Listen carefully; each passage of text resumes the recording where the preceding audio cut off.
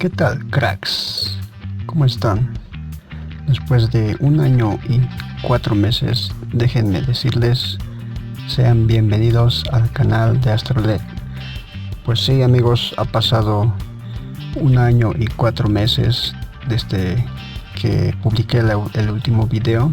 Sé que ha pasado mucho tiempo y pues tiene su explicación, pero la explicación pienso darlo en otro video porque es una explicación muy larga. Estuve ausente mucho tiempo. Sé que muchas personas han estado preguntando qué pasó, por qué dejé de subir videos. Y bueno, aquí está la respuesta, ya estoy de vuelta. Aquellas personas que han estado apoyándome mientras yo estuve ausente,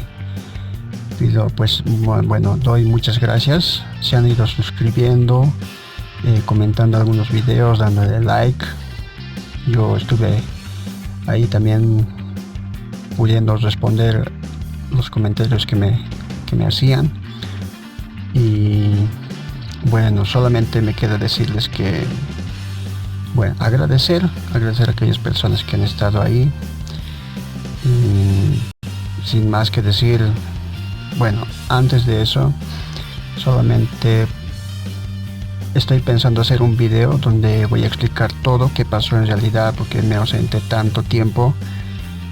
Y nada más, pues crack, sigue apoyándome. La verdad es que es muy necesario para mí. Incluso estuve sin teléfono móvil durante más de 3 meses, pero bueno, como les dije en un video que voy a hacer, ahí es donde voy a explicar qué pasó en realidad, sí. Pero no voy a dejarlos así. Hice un diseño nuevo para el canal. Quédense hasta el final, espero también sea de su agrado. Y por supuesto estaré atento a los comentarios que van a hacerme. Si es que piensas decirme algo o pedirme algún diseño, no lo dudes. Y bueno, crack, yo los dejo con este diseño.